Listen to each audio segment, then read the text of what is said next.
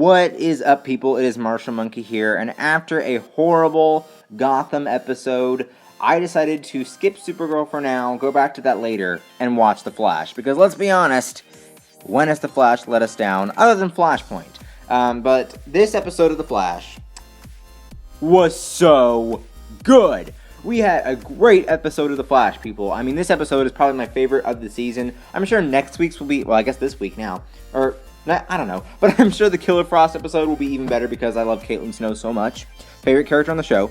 But let's talk about this episode. So this one is basically the Wally West Kid Flash arc kind of returns. We've obviously known for a while now that Wally wants to be a hero.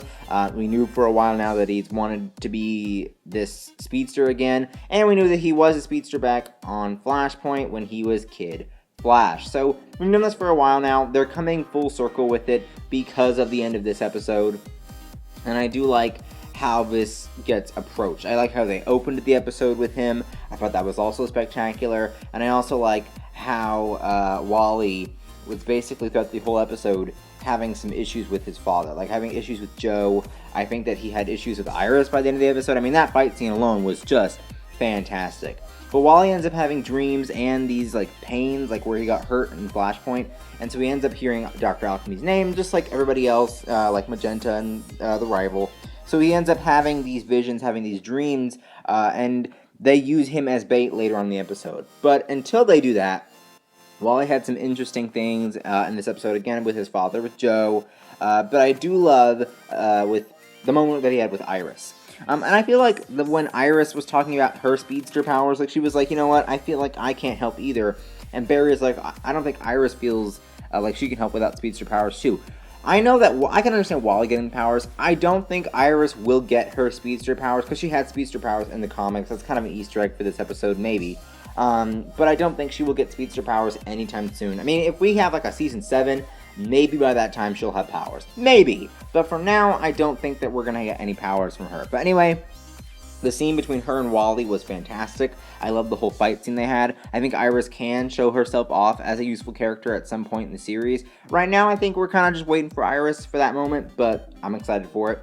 Dr. Alchemy was great. Obviously, this is so obvious. They're trying to make us think that Julian, they're trying to make us think that Julian is Dr. Alchemy, but they're going to throw a curveball at us as they do. Please don't let it be HR. Please don't, because if it is HR, I'm going to cry. Like, I don't want HR to be Dr. Alchemy, please. But I do have a theory, Joe. Could Joe be Dr. Alchemy, though? I wish he could.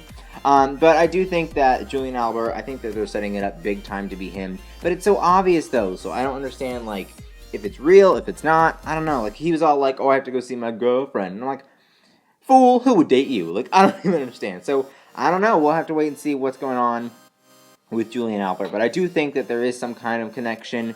And then we also have to figure out who Savitar is. Like, is he just Savitar? Like, is he just, like, an actual character like Savitar? Or is it someone disguised as Savitar? Like, what's going on with that, too? I think that Savitar is his own character. I don't think Savitar is anybody in particular. But it is possible that Julian does have a connection with Dr. Alchemy, or could be him. But it is kind of obvious. So, I don't know.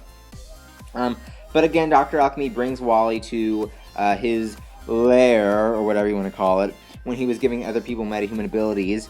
Wally ended up taking the bait after a while, and he's in some kind of capsule, weird husk thing. I guess that's the husk, that people have been having. So Wally will eventually get his speedster powers. So we'll see a Kid Flash. Or will we see more of a Daniel West figure and have, like, Wally become a villain speedster? Who knows? We'll see. Now let's talk about the obvious huge thing that happened in this episode. Savitar? Hello! Like, what is this? This guy looks like Megatron. This guy looks like Ultron. I don't know what kind of Tron this guy is, but he is a Tron. Like, is he Tron from Disney, like the movie? He just looks fantastic. Like, it just looks great. I love Savitar so much. I think he looks fantastic. Now, there was an Easter egg that he said he was the god of speed. We'll talk about that in a second, because a lot of people are freaking out, like, if he's Godspeed and Savitar, like, what's going on? We'll talk about it. Don't worry about it. But let's talk about Joe a little bit. So Joe, of course, Joe is dating Cecile now. I do like Cecile quite a bit. I definitely think she could be a good addition to the cast and to the whole Flash family in the show. So I do think that it's really great to have her there. I like how I like how Flash is really lighthearted. Season 2 was very serious, so I like how season 3 is going back to kind of like what season 1 did. It's lighthearted. They're doing different settings, like they're in the park here. I like it. I like it quite a bit. The soundtrack's a little bit lighter in terms of like what the pop hits they're using for the season. I like it. I do like the tone, how it's shifting. You know, it's still serious, but at the same time, it's going back to his old ways. And I do like how HR was like totally like winning Cecile. Well, maybe not winning her over. Maybe she was just going along with it. But he was totally trying to swoop like her out of Joe's arms because Joe is all like, HR, you better not be here. You better not be doing that. So I like how HR kind of tried to do that as well. I thought that was really funny. I think I like Tom Cavanaugh playing different Harrison Wells, like a different Harrison Wells each season. Like, that's just hilarious. And I think that HR is the most fun that he's had so far. So that was really great too. Heck yeah, boy, Caitlin Snow. Like, oh my gosh. So in the episode, Caitlin does steal the dampening metahuman cuffs, the dampening of powers, so she can hide her powers from everybody. She ends up telling Cisco about her Killer Frost powers first. Cisco vibes that there is like a fight in the future between Vibe and Killer Frost, like in the forest, in the dark. Like they're just like with the Vibe suit and like the Killer Frost suit. Oh my gosh, those two new suits are incredible. They're just fantastic. I loved that fight sequence so much. I mean, I feel like this is so great to have Caitlin becoming Killer Frost. At the point, like one of the points of the episode, Cisco makes her tell the group. She goes all crazy. I thought for sure that she was going to like use her powers or something, but it didn't happen, but that's okay.